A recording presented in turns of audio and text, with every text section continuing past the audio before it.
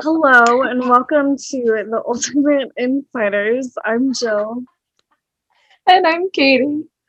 And today we're talking about Gossip Girl season 1, episode 10. Yeah. High Society. Yes.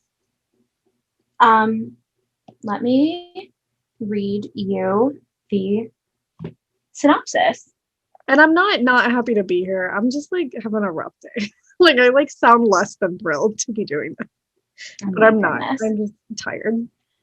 Get up the energy, get up the energy. High Society aired on December 5th, 2007.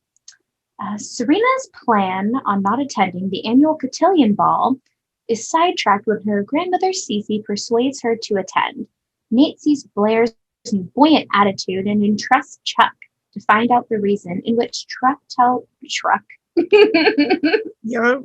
in which in which Chuck tells Nate that she is having an affair with St. Jude alumni Carter Bazin, Sebastian Stan, creating a drama at the ball.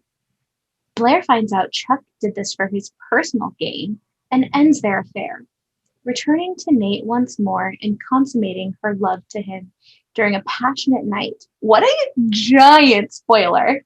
Oh yeah.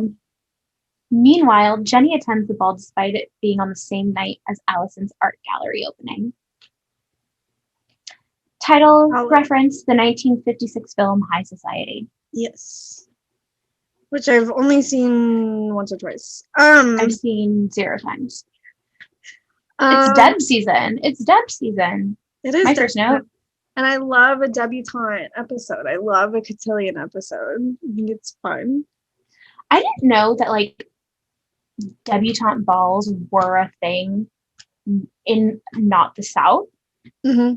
until I was interning, and there was this girl that I was interning with, and she's like from Southern California, and she goes, "Oh yeah, like this person, like I remember, like they debbed," and I was like, "What are you talking about?" I had no idea that like debutante balls and cotillions were a thing that existed. I'm just so like middle class Yeah. that like that's not even a thing that occurs to me that Our that could happen so we had like unless it's in the South. Like I was like, oh, that's just a Southern thing. no, we don't have like anything like that. Like we don't have like genuine like debutante cotillion. Like they do in like the South, but not where I'm from. Which I'm from I like feel like in the Carolinas they probably have it. I don't know. But I'm also from more of a Midwestern state than a southern state. Like Kentucky's considered both, but like where I'm from is a more Midwestern area. Like more Midwestern type of area. But we had cotillion, but it was like I remember I didn't get invited to it. Like it was something you had to You be have to be invited to. invited. It was something you had to be invited. Like it was so not what a cotillion is supposed to be. It's so like opposite of what a cotillion is. So it was like in the 8th grade, they had all these moms on the PTA come together and like invite different people from the 8th grade to participate in cotillion. And it was like four Eighth different grade. yeah, and it was like four different dances, which they were calling balls. And I was like, no, these are dances. You can relax, like you can calm down. Um, I didn't get invited because nobody liked me. Because I wasn't a cheerleader or a soccer, football. I wasn't a part of any sports teams, and those are all the people that got invited. And so I didn't get invited to it. One of my friends did because she was a cheerleader in like the 6th grade, and then she like gave up on that after like a season of it because she was so like she hated it. But um she got invited to it and she didn't go because she was like, this is stupid. I'm not gonna go to this. And I was like, good, because this is not what it's supposed to be. But it was literally just all the popular people in the 8th grade. Um with like four different themed dances, and the themes were terrible and no one knew how to dress for them. It was so embarrassing. And I was like, if I had gone to like if I had been invited and gone, I would have been embarrassed. Like, because you're gonna go around being like, oh, I went to cotillion. No, you didn't. You went to four dances that were put on by your parents. Like Mhm. That's not like it was not what a cotillion is or what a debutante ball is. Like nothing like that. It was so stupid. And I said that to someone once. I was like what you're doing is not cotillion. I was like, cotillion is etiquette and learning like proper like table manners and table etiquette and like things like that. And I was like, what you're doing is not cotillion. What you're doing is you're going to dances that your mom planned and invited all your friends to. And she was like, no, it's cotillion. I was like, look up what cotillion is because this ain't it. Like I was like, this is not what it is. What is cotillion? Okay, I'm Because gonna I don't Google it. know. I'm gonna Google it and I'm gonna read out what it. Because growing up, I always knew cotillion as like a social thing that teaches you etiquette and like there are classes that you take before you can go to like the dance. So it's like you take all these classes to learn proper etiquette and everything. But it's a formal ball where like debutantes are presented, but if it's an 18th century French dance based on the contredanse, which it's just like you take all these classes, you learn how to be a proper lady, a proper man, and then you go to this dance and you like show off your social graces, essentially. Like that's basically what it is. So for those who don't Hmm. know, that's what cotillion. My sister took cotillion classes, but she didn't like go to like a dance. She just took like etiquette classes and stuff, which I always wanted to do, but I never did. My Um, elementary school had like little ladies, but I never was part of that. that's a cute name. I instead I did Girl Scouts. I didn't do I girl. don't even know what they did at Lily. I don't even know what they did at Little Ladies. I realized recently, my childhood, I did not do a lot of things. I just danced like 40 hours a week and My God. yeah, not 40, like 30. It was not 40, but it felt like a lot. But I loved it, so it is what it is. One of the first things I noticed in this episode though is like the ADR in the first scene is so bad because like I mean obviously sometimes like when you're filming in New York, you know, there's so many sounds and everything and then like dialogue gets messed up, like you can't hear it because of all of the like cars and background noise and whatever. So obviously you're gonna have to go in and like redo audio and like have them go in and do the audio for it. But it was so bad because the audio that they added in was so loud that it was like it was noticeable. Well, But it made me it's laugh. because they were all like walking outside and stuff. Right, that's what I'm saying is like you're gonna have to do that, but it's like but make it a little bit less loud and a little bit less noticeable that like you did that. Claire is going to this ball with who's Prince the Theodore? They just like made some random person. They're just like, it's a prince. He's a prince. Yeah. Of where? Who knows? Well, it's Of probably what? like Who a cares? well, no, it's probably like a Prince situation. Like he may be like related to like Jackie Kennedy or something. Like you know what I mean? Like that kind of a Prince lineage, not What? you know that there's royalty within Jackie Kennedy. You know that, right? No. You need to look into that because it's interesting. There's like so there's a woman who married into she's on Real Housewives of New York, but Oh my gosh. she's so great though. Like she's like my favorite. But she married Jackie Kennedy's nephew, and he was a prince. So she had the title of princess. Like she is technically a princess, which I love. It's so cute.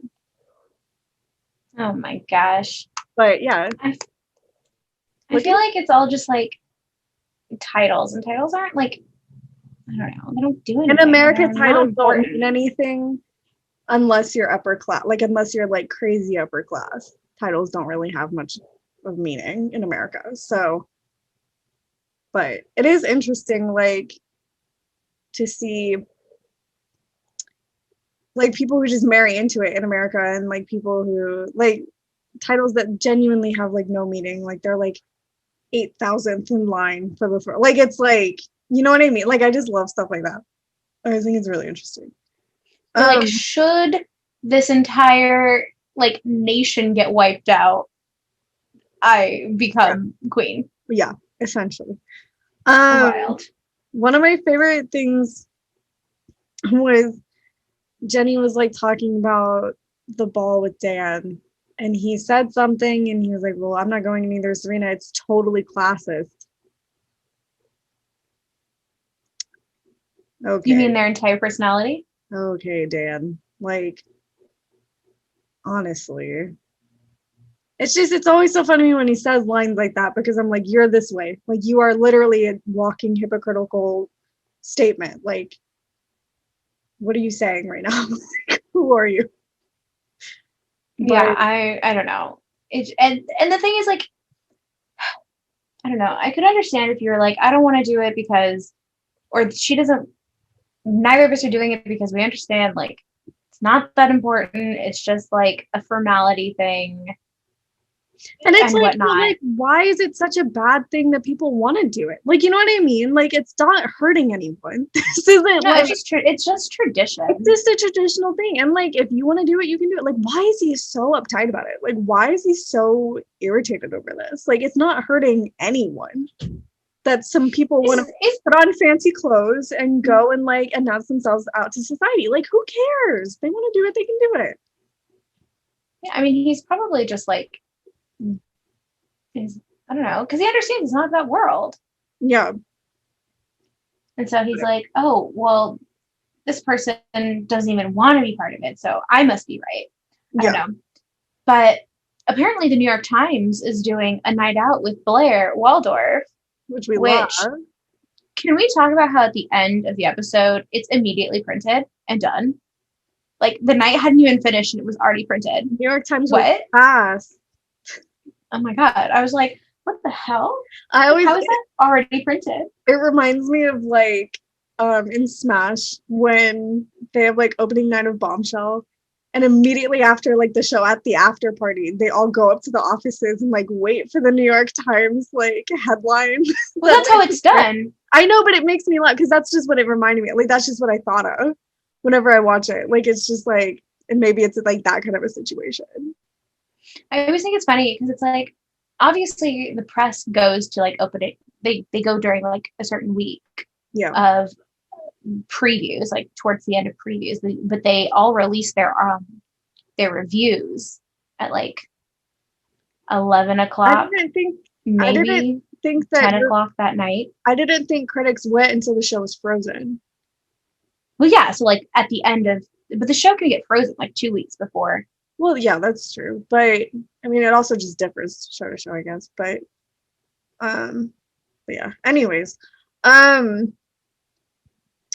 but whenever they're in like rehearsal, like doing like their dance rehearsals for the ball, it made me laugh. Like Dan and Jenny walk in to the studio space, and Serena sees them and walks straight through all the dancers instead of walking. Yeah, she's just literally like, would have took 2 feet to walk around them, but she just walked straight through them.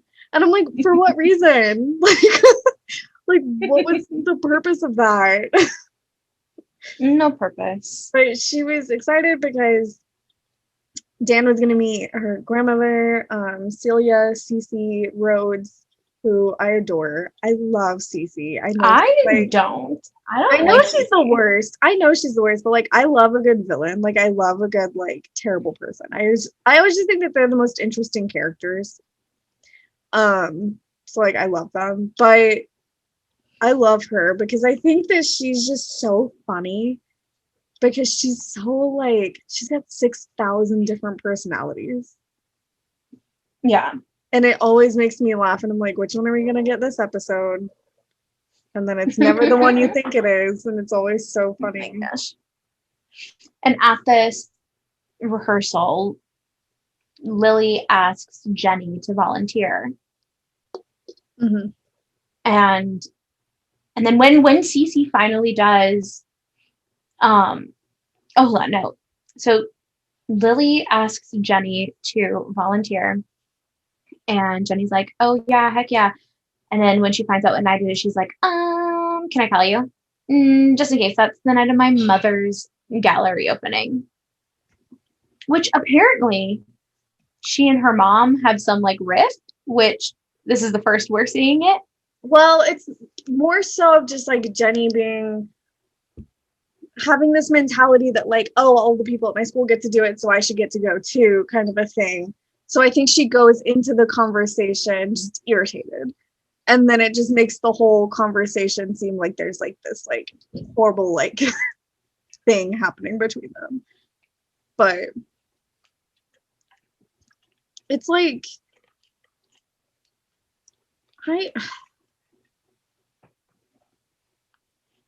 what I didn't understand was like whenever Rufus was talking about it, her art show opening, Jenny doesn't have to be there the whole time. Like, why does she need to be there the entire time?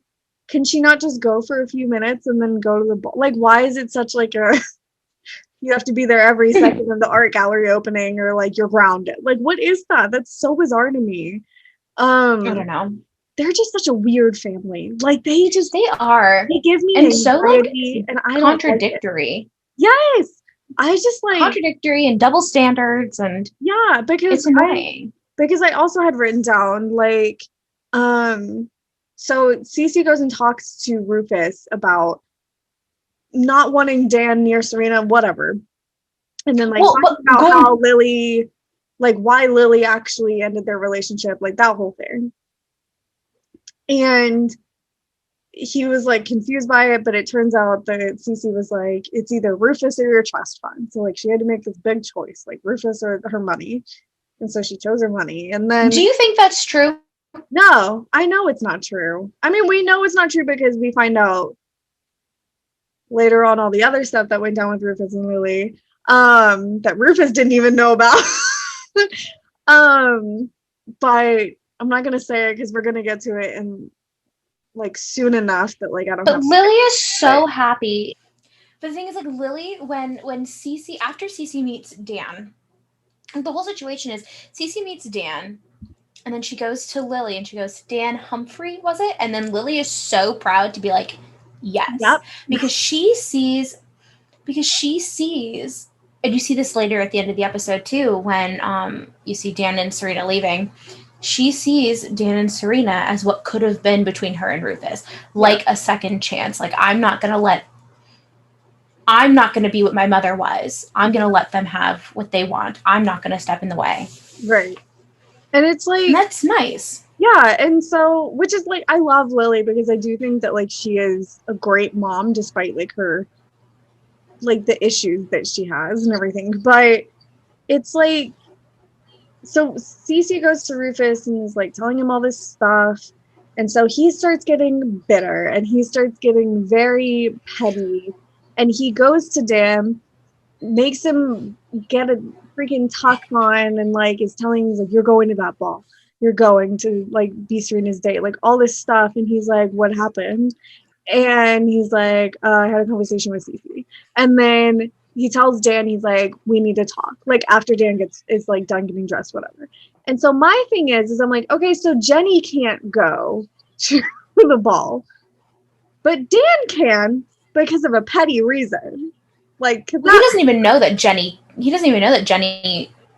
wants to go. Right. And so it's like, it's so annoying. And so because Jenny only asked Allison. Jenny asked Rufus.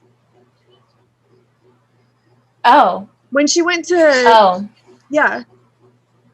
Oh yeah, because she's asking Rufus and then Allison walks in with like shoes. From a thrift and then Jenny is unnecessarily rude to Allison when she's it's like about the shoes. She's a 14-year-old girl who just like was told no, and so she's like pissed. So like I understand it, but at the same time it's unnecessary. Like she was unnecessarily rude because her mother bought her vintage like heels, and she's like, I can't be seen around walking around in a person's old shoes. It's like, hold on, calm down, take 2 steps back.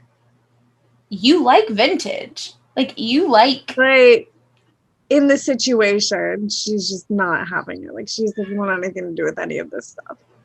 And it's like, and I get it. Like it, like I don't like Jenny. I think that a lot of things that she says and does are so unnecessary and so like obnoxiously horrendous. But it's like, but when I think about it, I'm like, she's 13, 14 years old. Like, I was honestly the same way at her age. Like, I can't say anything because I was so terrible when I was her age. So, I don't know. Yeah. But then Jenny and Lily go shopping after Which is so Jenny is, sweet. It's yeah, so well, stinking after sweet. Jenny has essentially made the decision to like go against her parents' wishes Yeah. and say, I'm going to do it anyway, they run into Allison, who is like buying her new shoes because she cares about her daughter. She's like, okay, well, I'm trying to do what I Well, can. She okay, wants hold on a new shoes, not a second. person's old shoes. Hold on a second. Are we going to say it's because she cares about her daughter or because she's trying to win back her love? Because there's a difference. But they're not mutually exclusive. Well, no, but it's like in this situation, I do think Allison does care about Jenny. Obviously, that's a kid. But I think in this scenario, she's just trying to get Jenny's love back. And it's like, I don't, because I don't think Allison's a good mom. I'm going to say, I think Allison's a terrible parent. Like, considering how, like, this is a family first family and you're going to, like, all this stuff. And I'm like, but you left for, like, months. And then you came back and acted like everything was supposed to be back to how it was. And now that it's not, you're trying to get all their love back with all this shit. And you're like trying to win them back with all these different ways. And then like the second they start to like tell you their feelings about things, you're like, okay, you're grounded. Like, Yeah. you know what I mean? Like, that's not okay. It's not right in any kind of way. And Allison really bothers me. I don't like her at all. Yeah. I mean, I don't like her either. But I do think that, and then you can see Jenny's like realizes what her mother was doing. Right. Like buying her new shoes, and she feels bad, but she's not bad enough to like change her plans. Right. Oh my God. Okay, but hold on. Serena doesn't want to go to, Serena's like, I'm not going to the ball. And then Lily forces her because Cece says, essentially, I may be dying. Yeah. It's like, the doctor found something in my lungs. And then and she's like, all I want is to see my daughter have the debutante. So like guilt tripping this family member. And like, that's why. And then so she's like, okay, well then I'll go with Dan. And then that's why Cece's like, no. I don't like the Humphreys. The Humphreys, not good people. We do not mix and mingle. I'm going to bring in Sebastian Stan. So we're going to bring in Sebastian Stan, which apparently we learn that he's been all over the world, and there was a Carter Bazin map on Gossip Girl. There's a map for everyone on Gossip that was Girl. Like, but apparently this one was specifically for him. Well, that's what I'm saying. It's like, where in the world everybody. Is Carter Bazin? Yeah, there's always one for everybody on the and you just see Dan go, huh, okay. Which makes it feel like Dan is Gossip Girl. Right. Like, it's like, oh. It's wild. But, yeah. So, I don't know. So, Rufus wants Dan to go to the ball. He's like, you're not going to make the mistakes. That's so, all of these whole things, like, Dan and Serena don't actually have a say in what they want. No. Like, they're being manipulated by their parents. They really are. Like, they're like, you're going. He's like, okay, I guess I'm going. So he goes to meet up with Serena to go to the ball. And that's when he says, hey, I think your grandmother like might be lying to you. Hold on a second. Because he went That's to not go how see. He said it. Hold on. We need to talk about how he said this because this is something How did he say it? He was rude about it. Like, he was fully coming out of left field with this, being an asshole about it. He could have been like, can we talk about your grandmother? Because she went and said some stuff to my dad. What he said was, your grandmother's not who she says she is. What? You don't just say that to someone because obviously they're not going to believe you. Like, that's not how you say it to get them to listen to you. That's her grandmother. That's someone that she's known her entire life, someone that loves her very much and that she loves very much. You don't just go and say, she's not who she says she is. She's cooking up some shit. She's doing, like, you don't know. That's not, you don't even talk to people. Like, it's so bad. And it's like, no wonder she didn't freaking, like, no wonder she was like, no, not true. No reason she, like, there's no doubt in my mind that I would have done the same thing by kicking him out. Like, and then she kicks him out, and he like gives her like a peck on the cheek, and she's like, I guess we'll talk later. And then Cece immediately comes around the corner and goes, I'll get Carter Bazin on the phone. yeah. Meanwhile, Serena's like ball look, like her whole outfit, I love. Her whole look, her hair, her makeup, her dress, amazing. Love it. But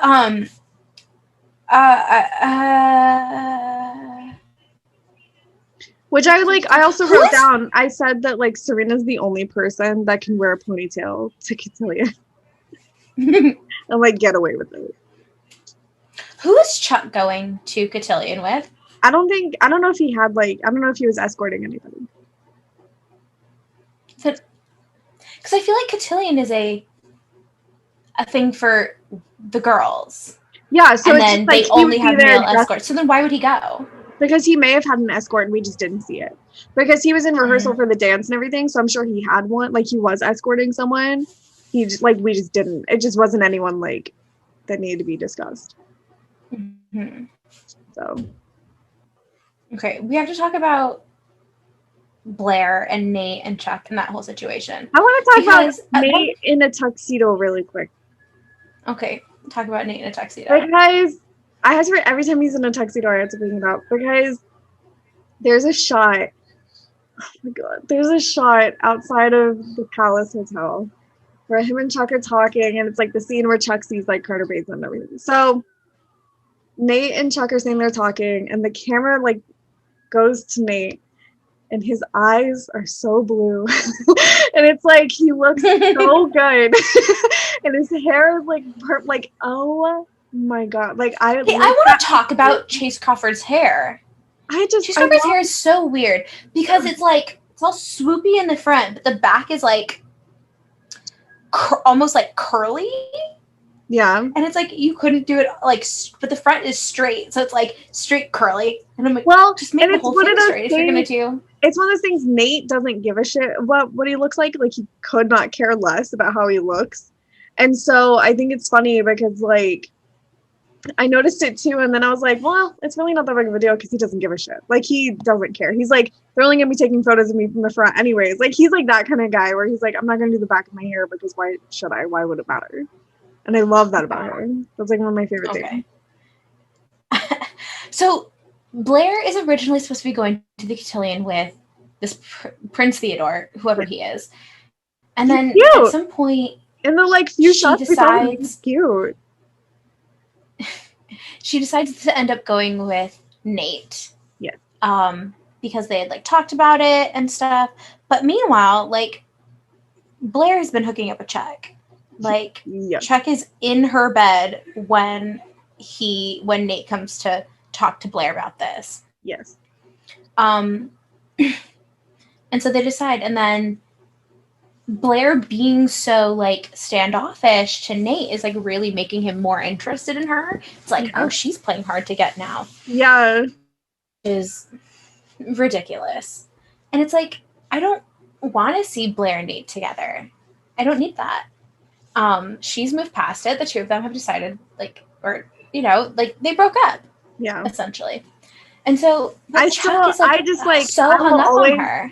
See, like I understand, like, you know, they don't need to be, I understand it, but my heart is just like, I love them so much together.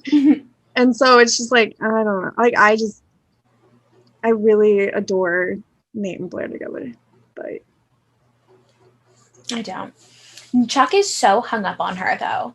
Like he's stalking her to the point that he like makes and manipulating the truth, realizing that, oh, I'll make it seem like, oh, she's dating Carter Bazin. I'll send tips to Gossip Girl because he left her jacket one night or he left his jacket at the party that she was throwing one night and they had to go pick it up. And then so all of these things, he's stalking her. He wants, and it like all ends up with a fight at Cotillion between Nate and Carter. And Chuck is just like, Chuck is just there going, And no offense, but I felt Blair whenever she was like, that was so hot, and you just punched him. And I was like, it was hard.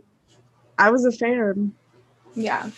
But Blair, like, calls off. She, like, realizes Chuck did all of this, like, manipulated and lied and sent in everything to Gossip Girl. Yeah. And so she, like, was like, we're done. You Yeah. and I, done so. Yeah. And then she immediately goes and makes out with Nate. Wouldn't you? I mean, I don't know. Come on. I'm not sure I would. I would. And then, like, they're making out, and then Chuck sees them. Nate sees Chuck behind her and, like, winks at him as they're, like, backing into the room to have sex. Well, because Nate doesn't know that Blair's not a virgin. Like, so he's like, oh, Chuck, it's finally happening, because Nate has no idea that Chuck and Blair have been sleeping together. And I just think that that's such a funny part. Like, it's so, because I think that that's when Chuck realizes that what he's doing is grimy. And well, it's also like he likes her. Yeah. And but he understands that she might not, he doesn't want to lose her. Yeah. And so he's trying to make Nate uninterested. Which is, or, like, stay away from her. Which, that's grimy.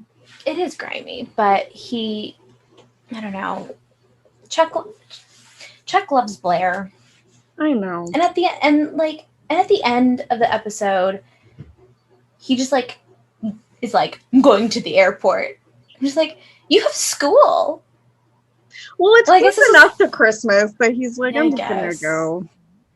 The way these people move, like, around and around. Yeah. I also have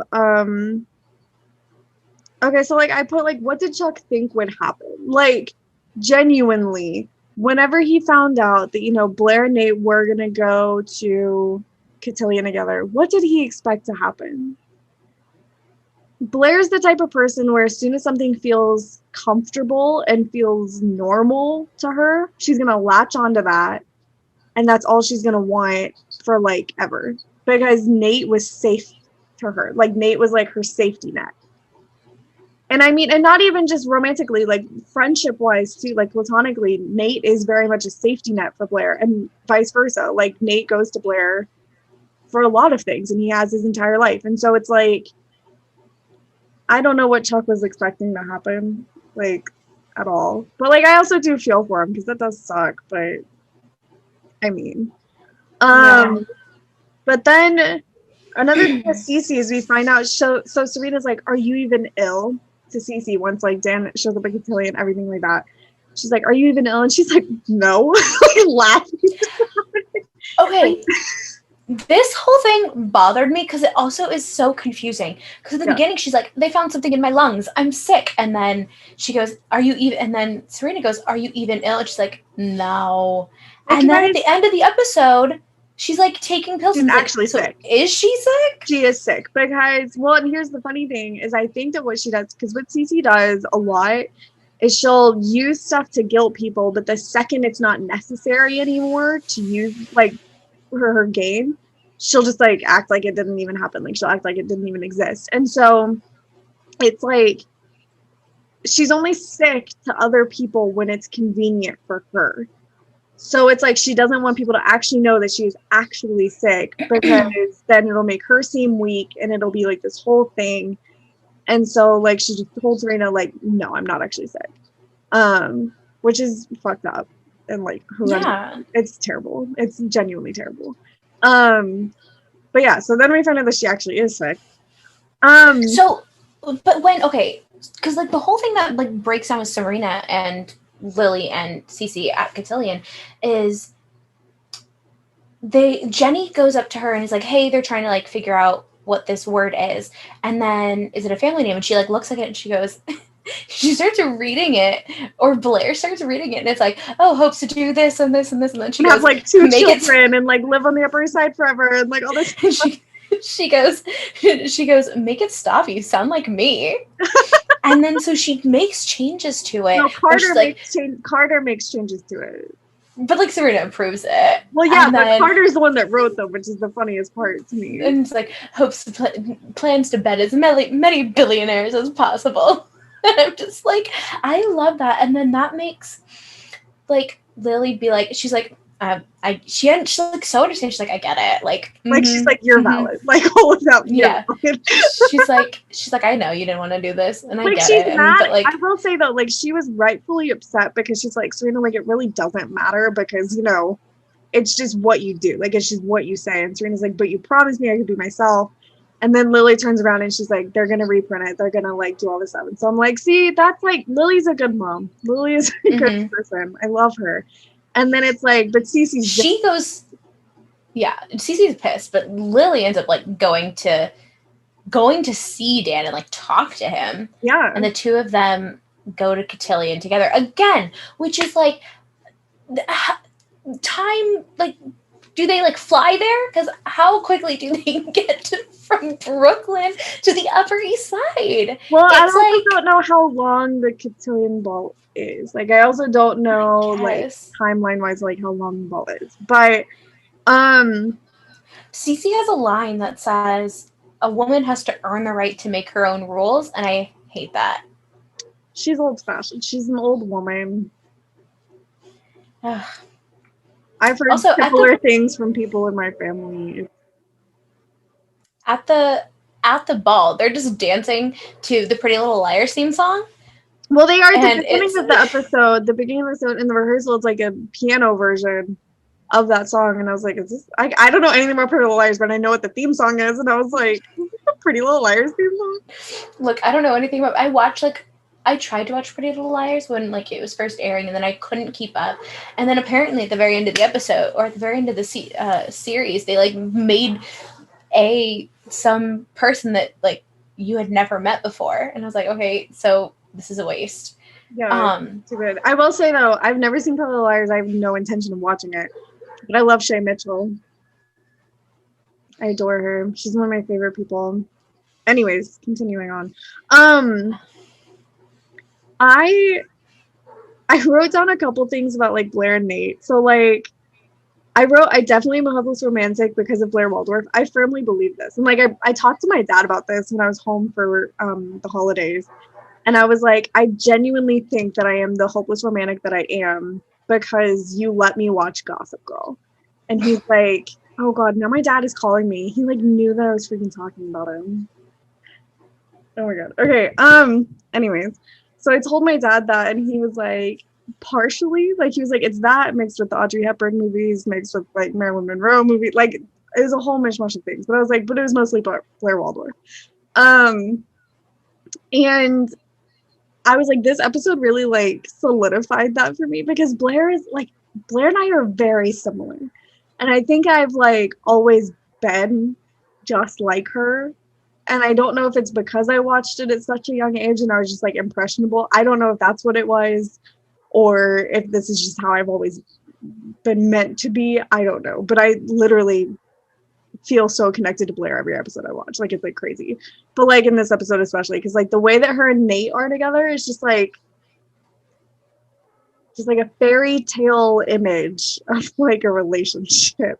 And I think that's why I love them so much, is because it's like on the outside they look perfect, and I'm like, that's what romance is. That's romance to me, because like also I'm like, I love Cinderella's my favorite Disney princess because it's just the most romantic, like classic fairy tale in my mind. Like that's just always how it is for me, and so it's like so funny watching episodes like with stuff like that. But and then I have just Nate with like a whole bunch of like heart emojis and stuff, because the scene whenever he's getting his tux fitted and he's like telling all these like telling her all these plans he has, and he's like, and then we'll go and like they have like your favorite champagne and like we'll go to this place for dessert, like all this stuff. And I was like, he's so stinking cute and he deserves the whole entire universe.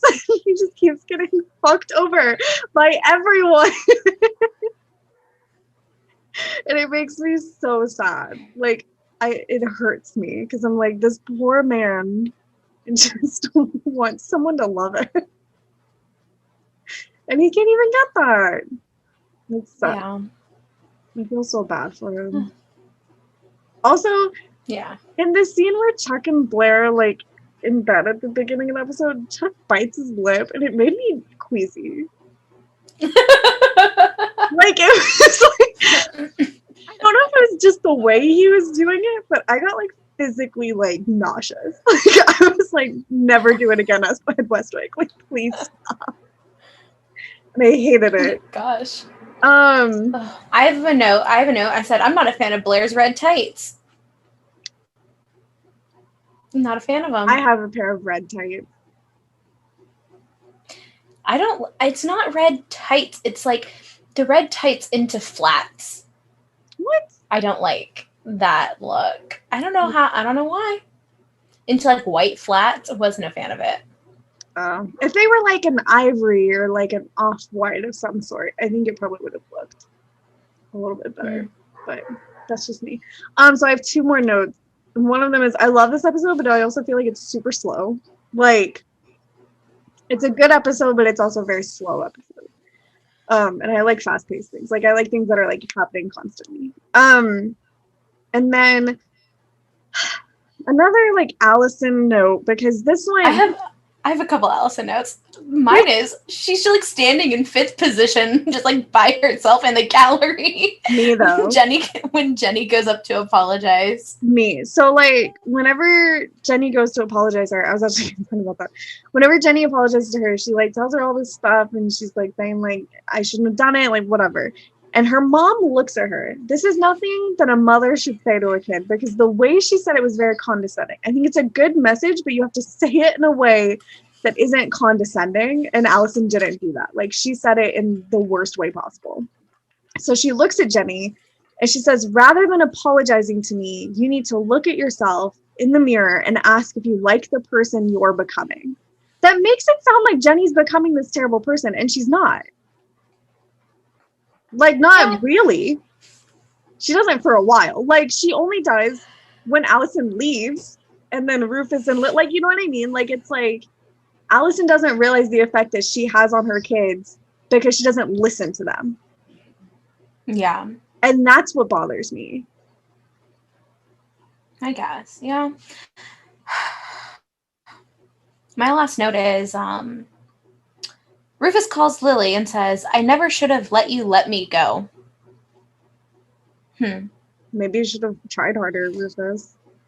So it's like the 2 of them are both like in it together to be like, our children are our plan B. We must have our children do what we didn't. No, literally. And I think they're both so funny. They're both seeing their children as their second chance. Yeah, which is like, it's such like a, like parents do that all the time. And I just think it's so funny because it's like, I mean, if I was a parent, I'm sure I would do it. Like I've told my sisters many times, I'm like, if I ever had kids, which I don't want kids, but if I ever had kids, I would have them in the arts. Like I'm like, they would not be playing football or like no way in hell would I. Well, if they wanted to. If they wanted to play football, no. Football is dangerous. And no. I'm not putting my children in direct line of danger like that. Football. Okay, not football, but like baseball, like, soccer. Like, yeah, like baseball, soccer, that's fine. But it's like, basketball. but also you're going to take piano lessons or like you're going to be well-rounded. Like you're not going to, you know what I mean? Yes. And this is good. Okay, I'm about to say something and it's going to really reveal something about me that literally just came up in my brain. Oh my God, this is embarrassing. But we all know that I love trashy romance books. Yeah. And not even all of them are trashy. Some of them are good, but this one has a reputation. So in the book series, 50 Shades of Grey. I was about to say, are you going to talk about 50 Shades? Like, I genuinely was like, she's going to talk about 50 Shades. Have you read the 50 Shades books? No, I haven't read them because they're Twilight fan fiction. I'm not reading Twilight fan fiction. Okay, well, I did read them. And in it, they talk about, hold on. They have, so I don't think, there's like 3 Grey siblings. And I think 2 of them are adopted. I think like Christian Grey and then like his sister are adopted. But I think that his older brother is biological to his parents. Anyway, so they said that his parents raised them. His mother is a doctor. I don't know what the dad did. His dad might also be a doctor. I don't remember. Yep. But they said that they made the kids do one thing in the arts, one sport, and one something else. I don't remember, but it was like, so he did piano and like taekwondo or something. So they like did one instrument, one like sport, and one something else. I don't remember what it was though. Right, but like anyway, the 50 Shades books are bad, but they're also interesting to read sometimes. But it's also like my thing is like when you have kids, put them in whatever they're interested in, but they need to know that there are other options. Like it's like kids need to understand that it's like, yeah, you might be passionate in this and like you might want to do this, but you know, you don't know if you don't like this unless you've tried it like at least once. You know what I mean? Like my mom was like, I do now. That's called a FedEx plane. Oh my god. Probably, or UPS or Amazon. But it's like, because like when I was a kid, my mom was like, we're gonna put you in soccer because you might like it. I'm like, okay, sure. I love David Beckham and Mia Hamm. Put me in soccer.